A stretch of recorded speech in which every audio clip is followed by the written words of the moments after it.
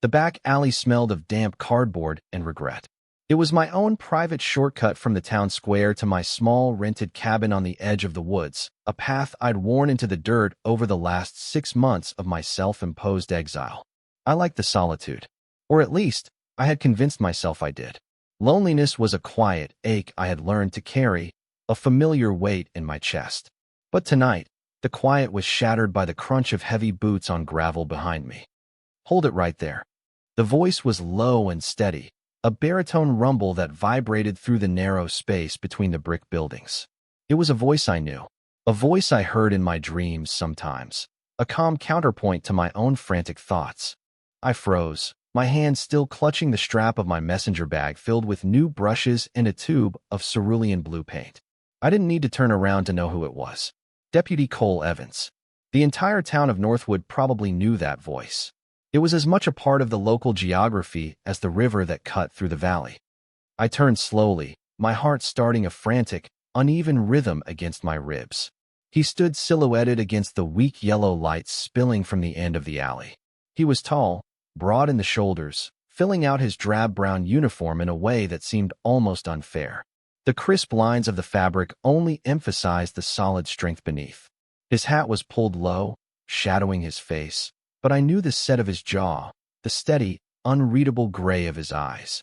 I'd spent countless hours sketching that face from memory, trying to capture the quiet intensity one saw whenever his patrol car cruised slowly past my cabin. "Deputy," I managed, my voice sounding thin. He took a step closer, and then another. The sound of his boots was deliberate, measured. He stopped a few feet away, close enough that I could smell the faint, clean scent of his laundry detergent mixed with the leather of his duty belt. "Got a call about a suspicious individual lurking back here. Fits your description." My mind raced. Suspicious? I was carrying art supplies. I was just heading home. "That's what they all say," he said. The corner of his mouth twitched, but it wasn't a smile. Not really. It was something else, something I couldn't decipher. He was looking at me, really looking, and his gaze felt like a physical weight. I felt my face flush, a hot tide of anxiety, and something else, something I refused to name, creeping up my neck. This was because of Abernathy. It had to be. The miserable old man from the town council had been making my life a quiet hell since I'd moved in, convinced the city artist was a harbinger of moral decay. He'd cornered me in the grocery store last week, hissing about my unnatural lifestyle. "Look," I started, trying to sound reasonable. "I think there's been a mistake. Mr. Abernathy doesn't like me very much." "Abernathy is watching from his office window right now," Cole said, his voice dropping even lower, becoming a near whisper that was just for me. He didn't look away from my face, but I felt the meaning of his words land in the pit of my stomach. This was a performance. "He's the one who called. Said you were defacing public property." My bag felt suddenly heavy. "I was just buying paint." "I know," Cole said. That one, simple word hung in the air between us. His eyes flickered for a fraction of a second, a quick, assessing glance over my shoulder towards the lighted window of the town hall. "But he needs to see me do my job. So, I'm going to have to ask you to put your hands behind your back." My breath hitched. This is not happening. My mind is a frantic buzz, a trapped bee against a window pane. He wants me to what? For a show? For the benefit of a bitter old man peering through his blinds? But my body moved before my brain could fully protest. It was the authority in his voice, the sheer, unshakable confidence in his presence. I slowly turned, my back to him, and placed my hands at the small of my back. My heart was a drum solo in the sudden silence of the alley. I heard the faint jingle of metal, and then the cool, heavy weight of handcuffs circled my left wrist. The click as the first cuff locked was unnervingly loud. He guided my other hand, his fingers brushing against mine. His touch was firm, professional, but a jolt of electricity shot up my arm anyway. It was the first time he had ever touched me. The metal was cold against my skin, a stark contrast to the warmth of his hand that lingered for a moment longer than necessary before he locked the second cuff. "Just play along, Leo," he murmured, his voice so close to my ear that I could feel the warmth of his breath. He knew my name. Of course he knew my name. It was a small town. But hearing him say it, in that low, intimate whisper, sent a shiver down my spine. He placed a hand on my shoulder, a solid, grounding weight. I'm going to have to search you. I swallowed hard, nodding mutely. My throat was too tight for words. This was insane. It was a piece of bizarre, impromptu street theater, and I was the unwilling star. Cole's hands started at my shoulders, patting down my jacket with a detached professionalism that was somehow more unsettling than anything else. He was thorough. His hands moved down my arms, over my ribs, and my entire body tensed, every nerve ending firing at once. I was acutely aware of his proximity, of the solid wall of his chest just inches from my back. Then, his hands moved to the front of my shirt. It was a simple, worn-out flannel, my favorite one. His fingers, large and calloused, brushed against the worn fabric over my chest. I held my breath. He found the top button, a small plastic disc. For a second, his fingers just rested there, a point of heat against my collarbone. Then, slowly, deliberately, he undid it. The air hit my skin, cool and startling. He moved to the next button. His knuckles brushed against my sternum as he worked it free. My mind was screaming. This isn't part of a search. This is something else. But what? I couldn't move, couldn't speak. I was trapped in this strange, surreal moment, held captive by his quiet actions and the watchful eyes of a man I despised. He undid the third button and the fourth. The front of my shirt gaped open, exposing the plain gray t-shirt underneath. His fingers grazed my skin, just for a second, a fleeting, accidental touch that felt like a brand. I could feel his gaze on me, even though I couldn't see him. I felt exposed, vulnerable, my heart hammering against my ribs as if it wanted to escape. "All right," he said, his voice returning to its normal, authoritative volume. "Looks like you're clean." He stepped back, the spell breaking. He took the key from his belt and unlocked the cuffs. They fell away, and I rubbed my wrists, the skin cold and indented. I turned to face him, pulling my flannel shirt closed. My fingers fumbled with the buttons, my hands shaking. Cole was watching me, his face still in shadow, his expression unreadable. "You're free to go," he said, his voice flat. "But I'd suggest you use the main street from now on. Stay out of trouble." He tipped his hat, a small, almost imperceptible gesture, and then he turned and walked away, his boots crunching on the gravel, leaving me alone in the alley with the smell of damp cardboard and the phantom feelings of cold steel and warm fingers on my skin. I stood there for a long time, my heart still racing, rebuttoning my shirt and trying to understand what in the world had just happened. The days that followed were quiet, but the quiet was different. It was charged, filled with an unspoken question that hummed just beneath the surface of the mundane. The incident in the alley became a secret I carried, a strange, heated memory that I replayed in my mind 1,000 times.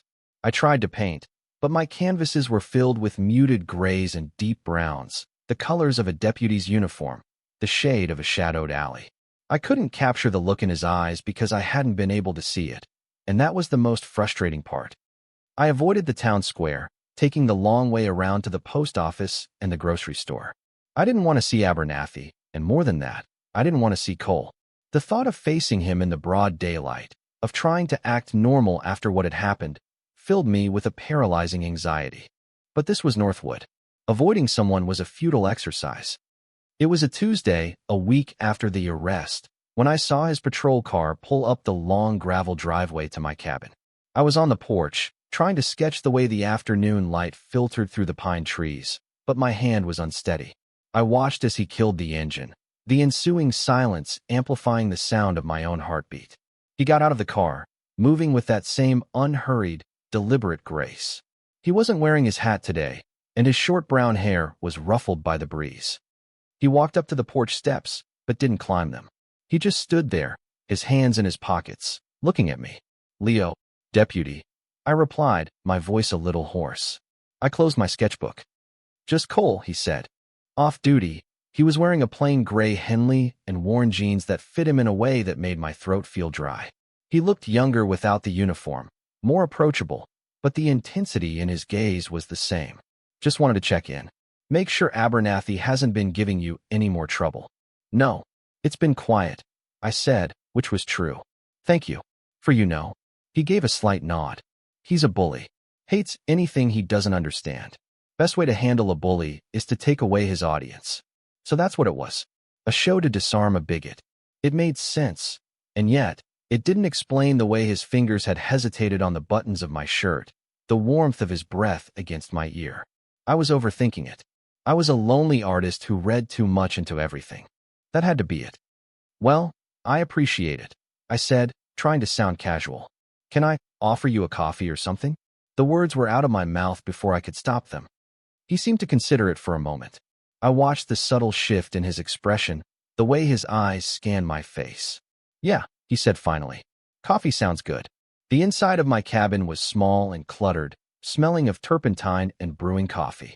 Canvases were stacked against one wall. Books were piled on every available surface. It was my sanctuary, and having Cole Evans inside it felt like letting a wild animal into a library. He was too big for the space, his presence filling the room, making it feel smaller, warmer. He didn't sit down. He stood by the counter, watching me as I measured out the coffee grounds. The silence stretched, but it wasn't uncomfortable. It was watchful. I was intensely aware of him, of the way he leaned against the counter, his arms crossed over his chest. I could feel his gaze on my back as I poured the water, my hands suddenly clumsy. You're a good artist, he said, his voice making me jump.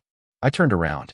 He was looking at a half-finished painting on an easel by the window, a landscape of the mountains that surrounded the town, painted in moody blues and purples. Thanks, I mumbled, turning back to the coffee pot, willing it to brew faster. Lived here my whole life, he continued, his voice soft, reflective. Never get tired of that view. But I've never seen it look quite like that. You see things differently. I didn't know what to say to that. I poured the coffee into two mismatched mugs, my hands still not quite steady. I handed one to him, our fingers brushing as he took it. Another jolt, stronger this time. He didn't seem to notice, or if he did, he gave no sign. He just wrapped his large hands around the mug, bringing it to his lips. He took a sip, his eyes never leaving mine over the rim of the cup. So, Abernathy really believes you're some kind of vandal. I leaned against the opposite counter, cradling my own mug for warmth. He thinks I'm a lot of things. None of them good. He made it clear when I first moved here that my kind wasn't welcome. Cole's jaw tightened. A flicker of something hard and angry passed through his eyes. His opinion doesn't mean a damn thing. It does when he's on the town council and trying to get my rental lease revoked, I said, the bitterness I usually kept buried slipping into my voice. He was silent for a long moment, just looking at me, his expression thoughtful. That's why I did what I did in the alley, he said finally.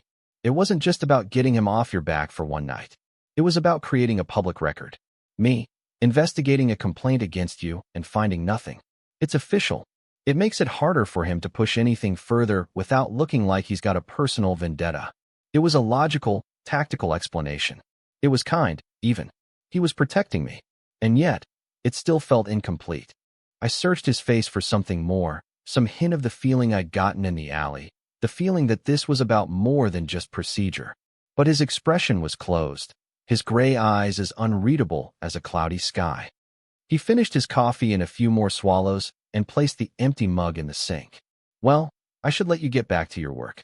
You don't have to rush off, I said, the words feeling bold, risky. He paused at the door, his hand on the knob. He looked back at me, a long, searching look that made my breath catch. I'll be around, he said. It wasn't a promise, but it felt like one.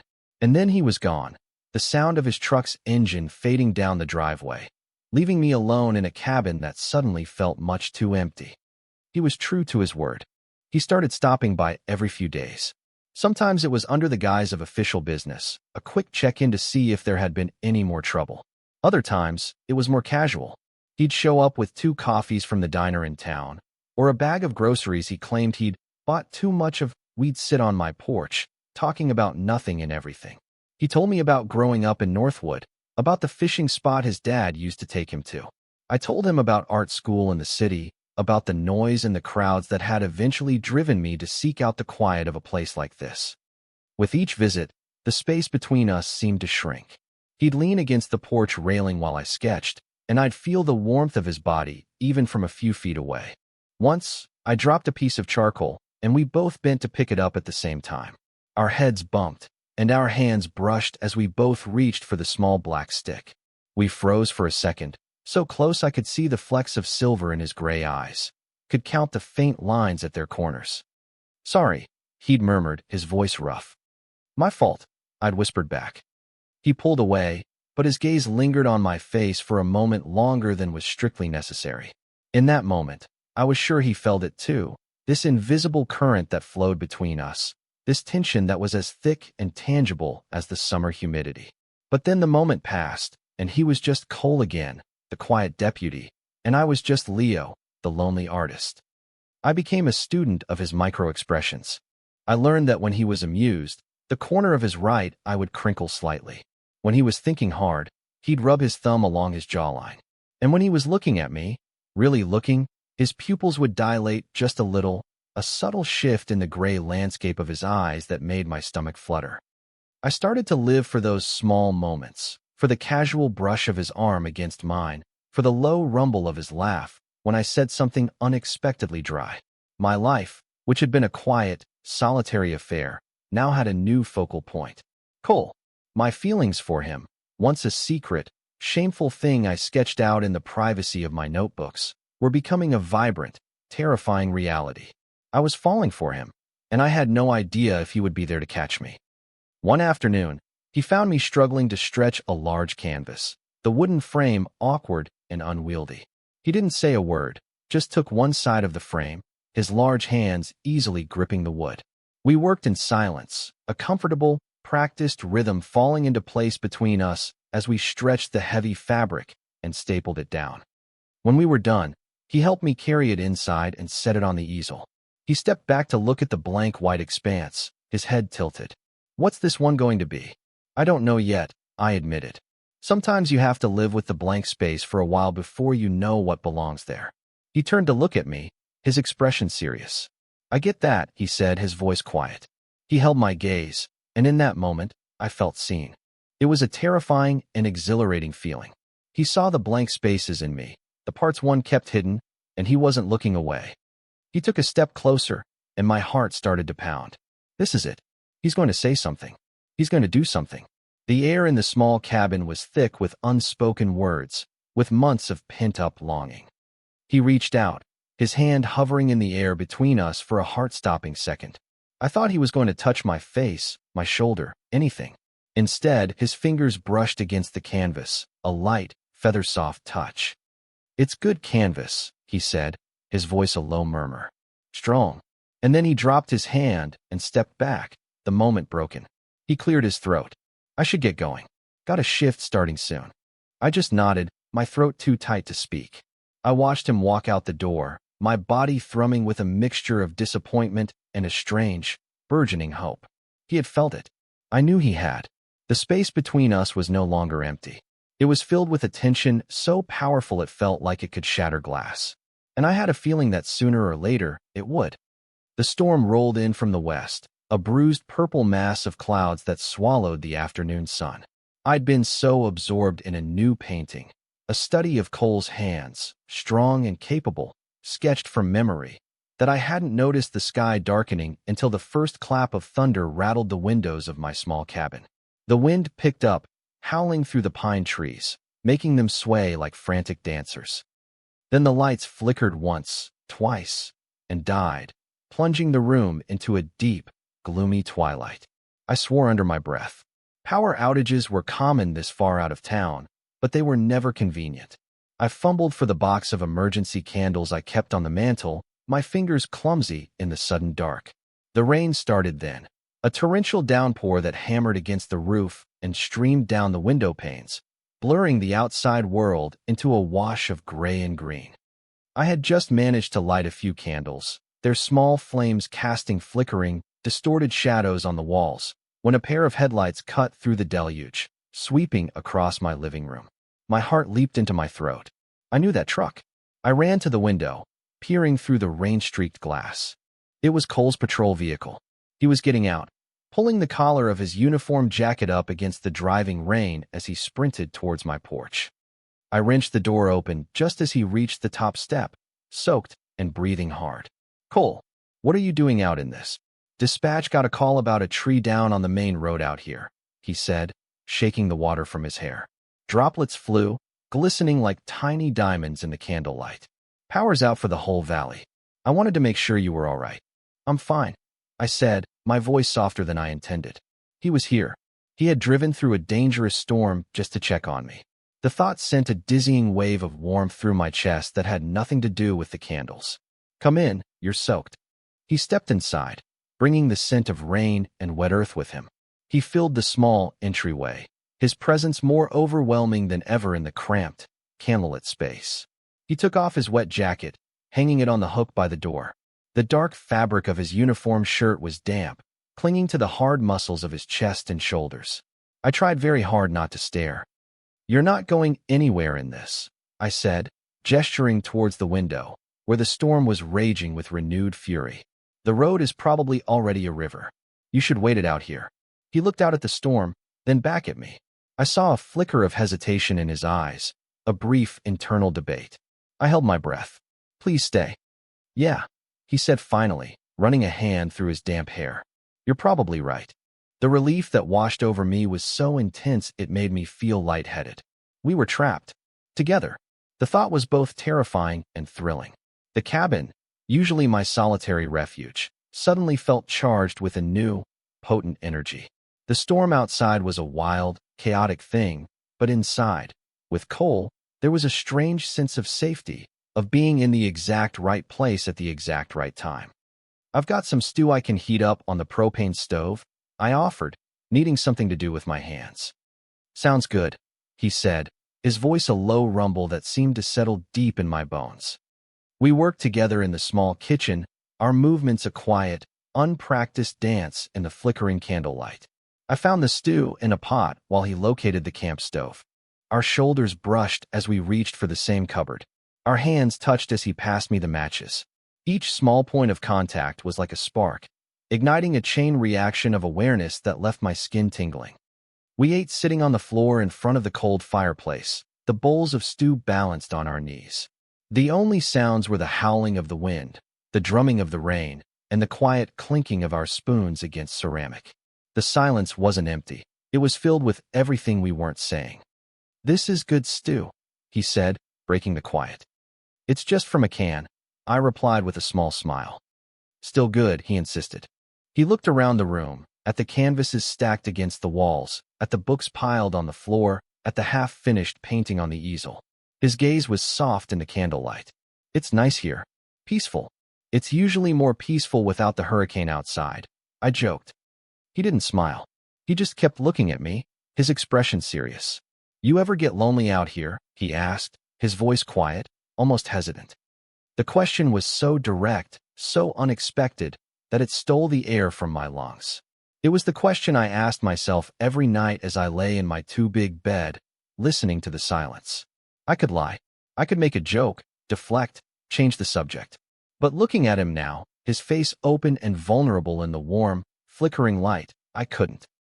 Sometimes, I admitted, my voice barely a whisper. All the time. He nodded slowly, his gaze never leaving mine. Me too, he said. And those two words, spoken so softly, so honestly, were a revelation. Cole Evans, the steady, self-assured deputy who seemed to be the unshakable center of this town. He was lonely too. It was a crack in his stoic facade, a glimpse of the man beneath the uniform, and it made my heart ache with a sudden, fierce tenderness. We finished our stew in a new kind of silence, one born of shared vulnerability. After we cleaned up, we decided to build a fire. The cabin was starting to get cold, the dampness seeping in. We worked together, laying the kindling and the logs. When it was ready, Cole struck a match. The flame flared to life, casting his face in a warm, golden glow. He looked over at me, his gray eyes seeming to hold the firelight within them. We sat on the rug in front of the crackling fire, a comfortable distance between us, watching the flames dance. The storm raged on outside, but in here, it was warm and safe. The initial awkwardness had melted away, replaced by a quiet intimacy that felt more real than anything I had experienced in a very long time. Why'd you become a cop? I asked, the question bubbling up out of the comfortable quiet. He stared into the fire for a long time before he answered. My dad was the sheriff here, he said, his voice low and tinged with something I couldn't quite place, pride, or maybe sadness. He loved this town, believed in protecting it, in keeping people safe. When he died, it just felt like the only thing to do. To carry it on, he paused, poking at a log with the iron poker. Sparks flew up the chimney. Sometimes I wonder if it was my choice, or if I just fell into it because it was expected. It was the most he had ever shared about himself, a piece of his past offered up in the firelit darkness. It was a gift, and I treasured it. Do you regret it? I asked softly. He was quiet for another long moment. No, he said finally, turning his head to look at me. The firelight carved sharp angles on his face, highlighting the strong line of his jaw, the intensity in his eyes. I don't regret helping people. I don't regret feeling like I'm doing something that matters, he held my gaze. But it's a lonely job, too. And there it was again. That word. Lonely. It was a bridge between us, a shared territory we had both been navigating in secret. I felt a powerful urge to reach out, to close the distance between us, to lay my hand on his arm. But I didn't. I was too afraid of misreading the moment, of shattering this fragile connection we were building. So I just sat there, my heart aching with the weight of everything I wanted to say, and simply nodded. I understand. He gave me a small, sad smile, and then turned back to the fire. We sat like that for hours, in a silence that was more profound than any conversation, two lonely men sharing the warmth of a fire while a storm raged around them. As the night wore on and the fire burned down to glowing embers, I knew, with a certainty that settled deep in my soul, that nothing would ever be the same again. The morning after the storm was unnaturally bright and still. The world outside my cabin window looked like it had been scrubbed clean, the air crisp and smelling of pine needles and damp earth. Sunlight streamed into the living room, falling across Cole, who was asleep on my couch. He'd insisted on taking it, even though I'd offered him my bed. He was lying on his side, one arm tucked under his head, the other draped over the edge of the sofa. The rough wool blanket I'd given him had slipped down, revealing the plain white t-shirt he'd slept in. In sleep, his face was unguarded. The stern, watchful lines were gone, replaced by a softness that made my chest ache. His breathing was slow and even. I stood there for a long time, just watching him, memorizing the curve of his eyelashes against his cheek, the slight stubble on his jaw. It felt like a stolen moment, intimate and private. I had the absurd thought that I could live a lifetime in these quiet, stolen moments. Then his eyes opened. No slow flutter, no groggy blinking. They just opened, clear and gray, and focused directly on me. He didn't seem surprised to find me watching him. He just looked, his gaze steady. "Morning," he said, his voice thick with sleep. It was a rough, gravelly sound that sent a shiver down my spine. "Morning," I whispered back, feeling my face flush. I felt like I'd been caught doing something I shouldn't. "Coffee, please," he said, sitting up and stretching, his back cracking audibly. The t-shirt pulled tight across his broad chest, and I quickly turned away, busying myself with the coffee pot on the camp stove. The quiet of the morning was a stark contrast to the drama of the storm. It was awkward. The easy intimacy of the firelit darkness had vanished with the sunlight, leaving us two men who didn't quite know how to act around each other. The air was thick with the things we hadn't said, the lines we hadn't crossed. As we were drinking our coffee, a loud knock echoed from the front door. We both froze, looking at each other. My heart sank. I had a sick feeling I knew who it was. I opened the door to find Mr. Abernathy standing on my porch, his face a pinched mask of smug satisfaction. His beady little eyes darted past me, fixing on Cole standing in my living room, holding a coffee mug. Well, Abernathy said, his voice dripping with insinuation. "Looks like our deputy had a cozy little sleepover. I saw your truck was here all night. Just wanted to make sure everything was in order." Cole stepped forward, moving between me and Abernathy. His whole posture had changed. He was no longer the soft, vulnerable man from the night before. He was Deputy Evans again, his shoulders squared, his face an impenetrable mask. "There was a tree down on the road, Abernathy. I was stranded. I'm sure you'll find my report reflects that." "Oh, I'm sure it will," Abernathy sneered, his gaze flicking between us. "A very thorough report, I imagine." He gave a nasty little smile and turned, walking away without another word. I closed the door, my hands shaking. "I'm so sorry, Cole. It's not your fault," he said, his voice tight with anger. He stared at the closed door, his jaw clenched. He was silent for a long time, pacing the small living room like a caged tiger. I could feel the tension radiating off him. Finally, he stopped and turned to face me, his expression grim. "This is a problem," he said. "Abernathy isn't going to let this go. He's going to run his mouth all over town. A deputy spending the night with the town outcast. He'll twist it into something ugly. It could affect my job." A cold dread filled me. This was my fault. I had brought this trouble into his life. What are we going to do? Cole looked at me, his gray eyes intense, a plan already forming behind them. "We control the narrative," he said, his voice firm. "We don't let him define it. We define it ourselves." "How?" I asked, my voice barely a whisper. He took a step closer, his gaze unwavering. "We give them a story they can understand. A story that's less scandalous than the one Abernathy will be spinning." He paused, and my heart hammered against my ribs. "We pretend we're together." The words hung in the air between us, shocking and unbelievable. "What? Think about it, Leo," he said, his voice urgent, persuasive. "A secret, sordid affair is a scandal. But a quiet, stable relationship? That's just life. It's boring. People will talk for a week, and then they'll move on. It's the best way to protect both of us. We present a united front. We give them nothing to whisper about because we're not hiding anything." My mind was reeling. Pretend to be in a relationship with Cole? The man I was secretly, desperately in love with? It was a form of exquisite torture. It was a dream and a nightmare rolled into one. I don't know, Cole," I stammered. Can we pull that off?" "We have to," he said, his voice softening slightly. He took another step, closing the distance between us. He was so close now I could feel the heat coming off his body. He looked down at me, his eyes searching my face. "It's just for a little while, until the talk dies down. We'll have to be convincing." Convincing. The word echoed in the charged space between us. My mind flashed back to the alley, to his fingers on the buttons of my shirt. I thought of the way he looked at me across the fire. Had that all been a lie? Was this just another calculated move to control a situation? Or was there something more? What would that entail? I asked, my voice shaky. "We'd have to be seen together. In public," he said. "At the diner. The grocery store. The town potluck next weekend." He paused, his gaze dropping to my lips for a fraction of a second. "We'd have to act like a couple. Maybe hold hands. Things like that." My heart was beating so fast I thought I might pass out. This is a bad idea. A terrible, heartbreakingly bad idea. But I looked into his eyes, saw the genuine worry there. For his job, for me. And I knew I couldn't say no. Maybe a part of me, the foolish, hopeful part, didn't want to.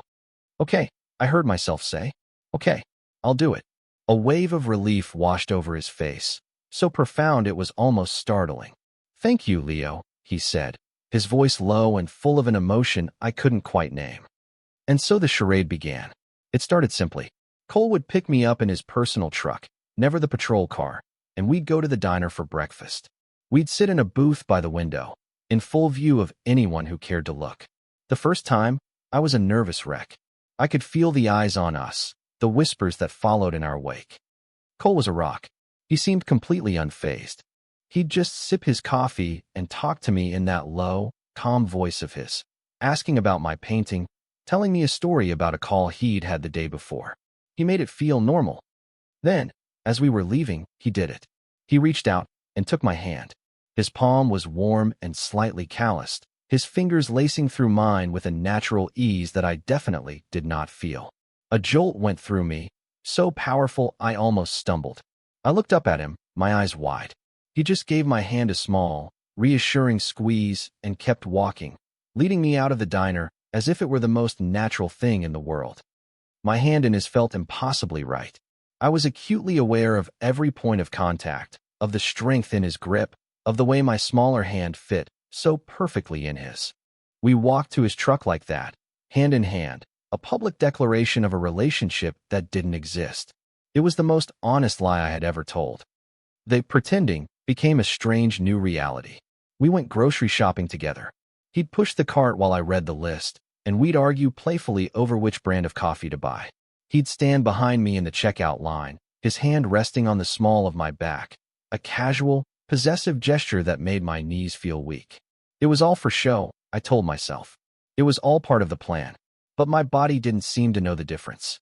It responded to his touch with a longing so deep it frightened me. We spent more and more time together, even when we weren't in public. He said it was important to get our story straight, to know the little details about each other that real couples knew. So we'd sit on my porch for hours, talking. I learned his favorite movie was an old black and white Western. He learned that I was terrified of spiders. I learned that he had a small, jagged scar above his eyebrow from falling out of a tree when he was 10. He learned that I hummed, completely unconsciously, when I was deeply focused on a painting. These weren't the conversations of people who were pretending. They were the building blocks of real intimacy, and we were constructing something between us, brick by brick, that felt dangerously solid. The lines were blurring. I was forgetting where the performance ended and the reality began. I'd watch him chop firewood in my yard, the muscles in his back flexing under his shirt, and the feeling in my chest was not pretend. I'd listen to him laugh, a deep, genuine sound that he only ever made when we were alone, and the joy that filled me was not an act. The town potluck loomed, the designated climax of our public performance. It was to be held in the community hall, the heart of Northwood's social life. Everyone would be there, including Abernathy.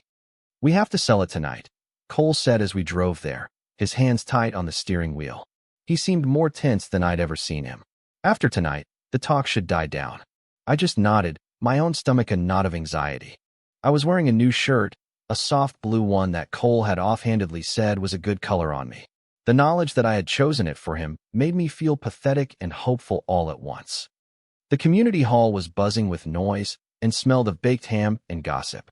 As soon as we walked in, a hush fell over the room. It was brief, only a second, but it was noticeable. Every eye was on us. Then, the conversation started up again, a little louder this time, a little more forced. Cole's hand found mine, his grip firm and steady.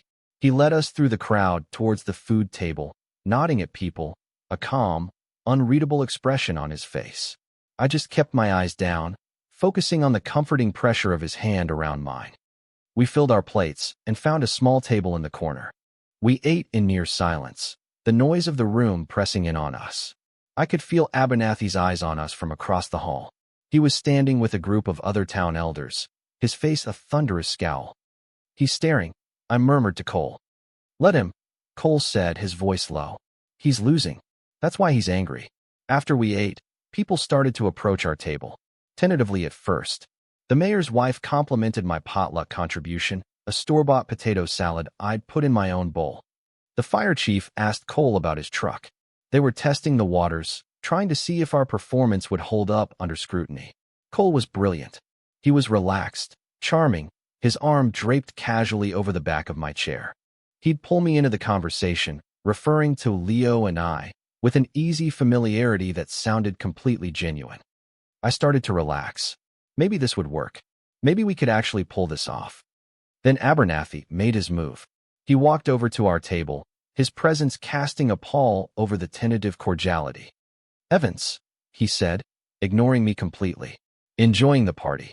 "We are, Abernathy," Cole said, his voice level, his arm tightening ever so slightly behind me. Abernathy's eyes, small and mean, finally landed on me. He looked me up and down with open disgust. "I must say, I'm surprised to see you here. I didn't think this was your kind of scene." The insult was clear. The air grew thick and heavy. I felt a hot flush of shame and anger creep up my neck. I opened my mouth to say something, anything, but Cole was faster. He stood up, pulling me up with him. He didn't say a word to Abernathy. He just turned to me, his hands coming up to cup my face. His thumbs stroked my cheeks, his gray eyes blazing with an emotion I had never seen before. It was fierce, protective, and utterly overwhelming. "Don't listen to him," he murmured, his voice a low, intense sound meant only for me, though the entire room was watching. And then he kissed me. It wasn't a gentle, tentative kiss. It was deep and certain, a declaration. His lips were firm and warm against mine, and for a second, I was too shocked to respond. My mind was screaming, "We're in public. Everyone is watching. This is the performance." But then his thumb stroked my jaw, a small, grounding gesture, and my body took over. I leaned into him, my hands coming up to grip his arms. I kissed him back, pouring all the months of unspoken longing, of secret sketches and lonely nights, into that single, desperate act. The noise of the room, the prying eyes, Abernathy's hateful stare, it all faded away. There was only Cole, the solid strength of him, the taste of coffee on his lips, the faint, clean scent of his skin. It wasn't for show. I knew it with a bone-deep certainty. A kiss for show wouldn't be this thorough, this soul-shatteringly real. This was not pretense. This was a confession. When he finally pulled back, we were both breathing heavily. He rested his forehead against mine, his eyes still closed. I could feel the tremor in his hands as they held my face. The hall was completely silent. I slowly opened my eyes. Everyone was staring, their faces a mixture of shock, confusion, and for a few, a quiet, dawning understanding. Abernathy looked like he'd been slapped, his face pale with fury. Cole didn't seem to care. He opened his eyes, and his gaze found mine. The fire was still there, but now it was softer, questioning. He had just laid everything on the line, in the most public way imaginable. Without a word, he took my hand, his fingers lacing through mine in that familiar, comforting way. He turned, and still without speaking, led me out of the silent community hall, away from the prying eyes and the whispers that were sure to follow. We walked out into the cool night air, our hands clasped together, leaving the wreckage of our carefully constructed lie behind us. The only thing that mattered was the truth that had just been spoken, without a single word, in the middle of the town potluck. The walk to his truck was a blur. My mind was a chaotic symphony of shock, terror, and a wild, soaring hope. My lips still tingled from the pressure of his. My hand was still held firmly in his grasp. The silence between us was immense, filled with the echo of what had just happened. He opened the passenger door for me, his movements still steady and deliberate, a stark contrast to the turmoil inside me. He got in the driver's side and started the engine, but he didn't put the truck in gear. He just sat there, his hands on the steering wheel, staring out into the darkness. I watched his profile in the faint glow of the dashboard lights, the hard line of his jaw, the tension in his shoulders. He regrets it. The thought crashed through me with the force of an icy wave. It was a performance that went too far. A calculated move to shut Abernathy up for good, and now he was regretting the collateral damage. Me. I had to say something. I had to give him an out, a way to retreat back to the safety of our pretense. I started, my voice sounding weak and shaky. That was very convincing. I don't think Abernathy will be a problem anymore. Cole turned his head slowly to look at me.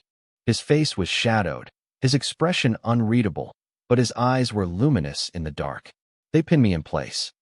"Leo," he said, his voice low and rough. That wasn't for him. My breath caught in my throat. The hope that I had been so desperately trying to suppress surged through me, fierce and undeniable. "That wasn't pretending," he continued, his voice dropping to a near whisper. "I'm not pretending. I haven't been for a long time." The simple, honest words were everything I had ever wanted to hear. They were a key turning in a lock I didn't even know I had been trapped behind.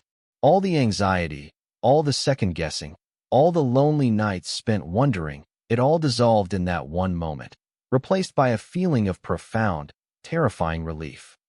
He reached across the console, his hand covering mine where it rested on my knee. His touch was warm, solid, grounding.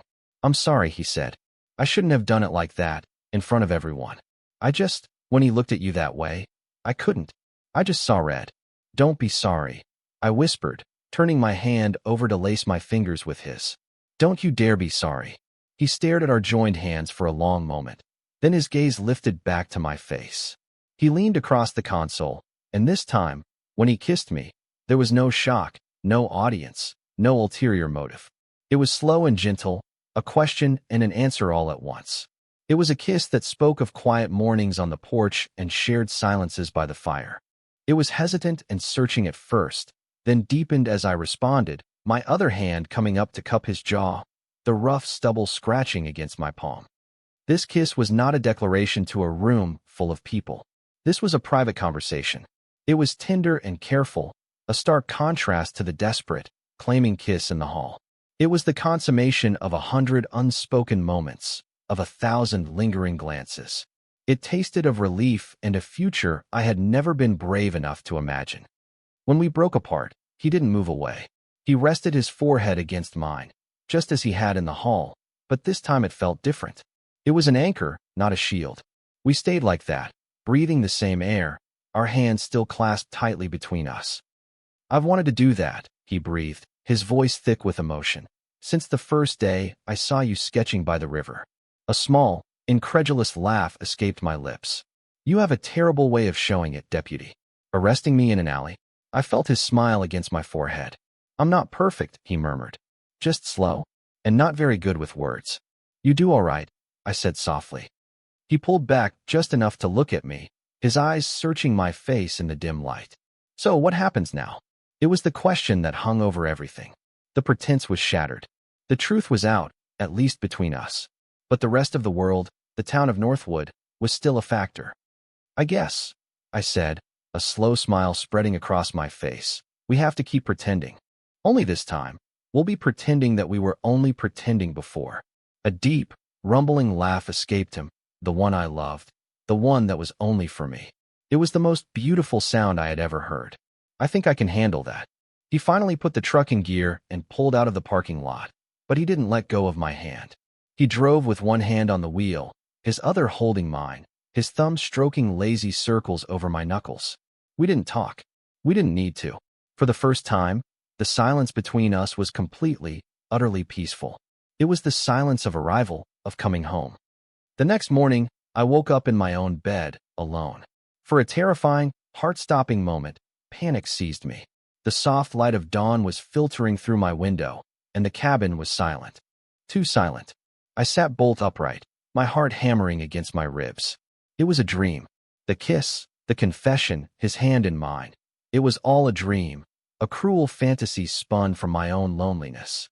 I threw back the covers and rushed into the living room. It was empty. The couch was neat, the blanket folded. There was no sign he had ever been here. A cold, sick feeling washed over me.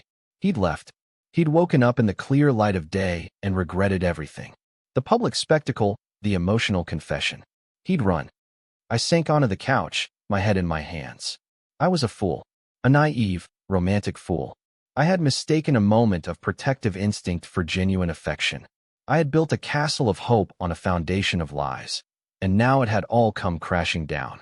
The quiet of the cabin was suffocating, amplifying the sound of my own ragged breathing. I don't know how long I sat there, caught in a spiral of self-recrimination and despair. It could have been minutes or an hour. Then I heard it, the familiar crunch of tires on my gravel driveway. I leaped to my feet, my heart pounding for an entirely different reason now. I ran to the window, peering out.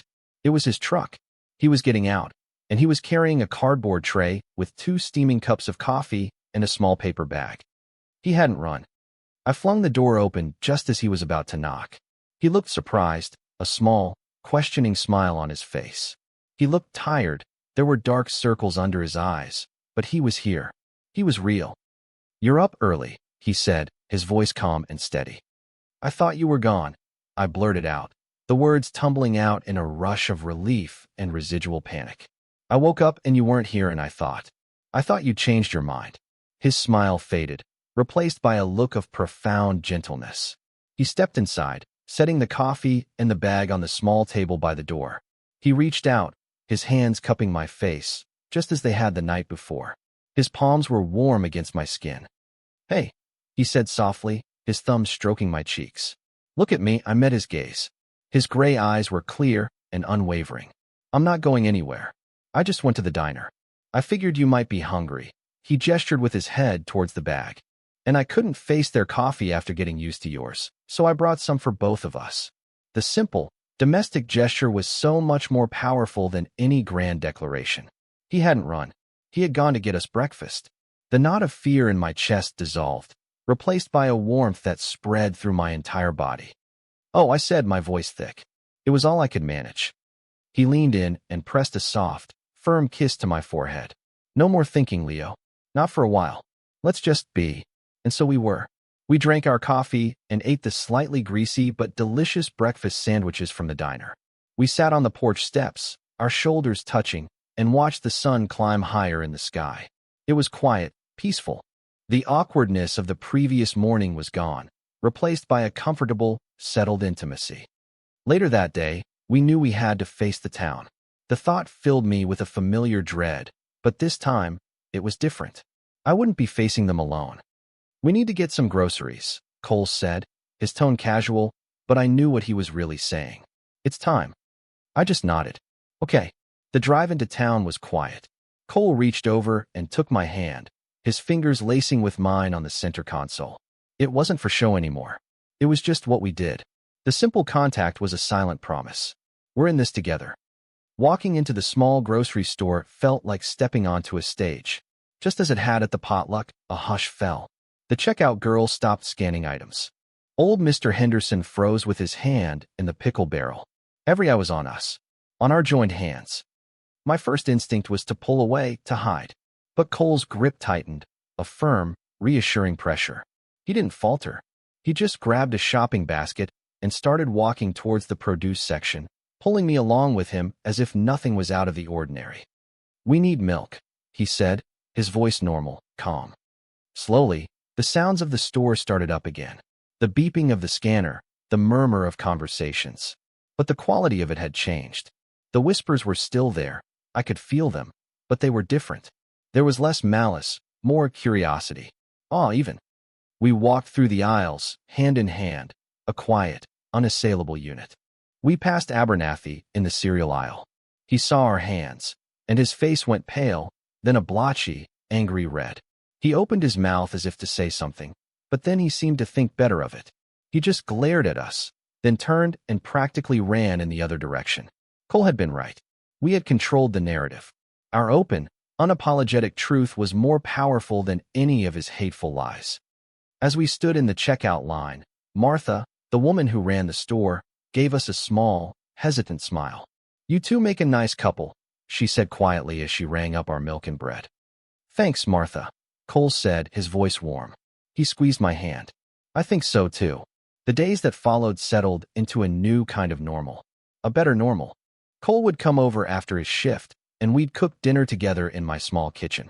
We'd take long walks in the woods behind my cabin, his hand always finding mine. We talked for hours, filling in the blank spaces of each other's lives. He told me about the pressures of his job, the weight of the badge. I told him about the failed relationship that had sent me running from the city, about the fear of trusting someone again. He was patient and steady and kind. He was the calm to my anxiety, the quiet to my noisy thoughts. He never pushed, never demanded more than I was ready to give. He just was, a constant, reassuring presence in my life.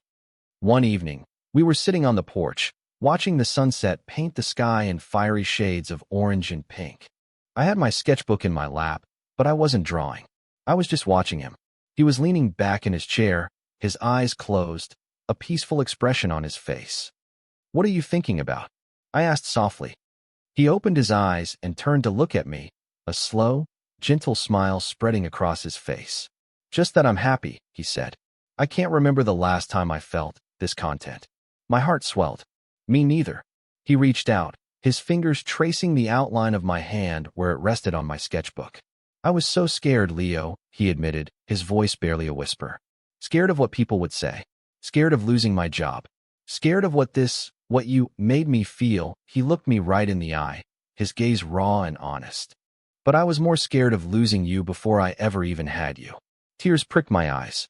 I set my sketchbook aside and moved from my chair to sit on the porch step in front of him. I took his hands in mine. They were so much larger than my own, strong and calloused, but their touch was so gentle.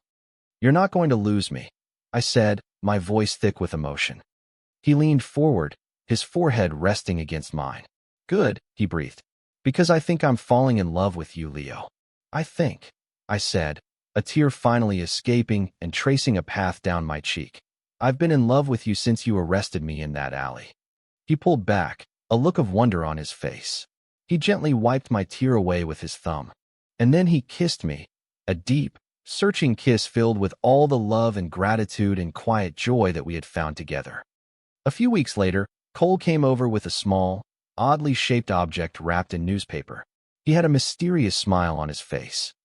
"I have something for you," he said. I unwrapped it carefully. It was an old, heavy, ornate brass key. "What's this for?" I asked, confused. "It's the key to my place," he said, his expression a mixture of hope and nervousness.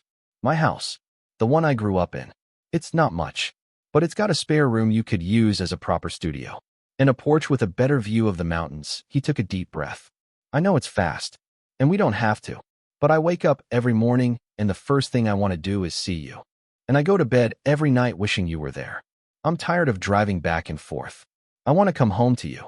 I stared at the key in my palm, its weight a tangible symbol of everything he was offering. A home, a future, a life together.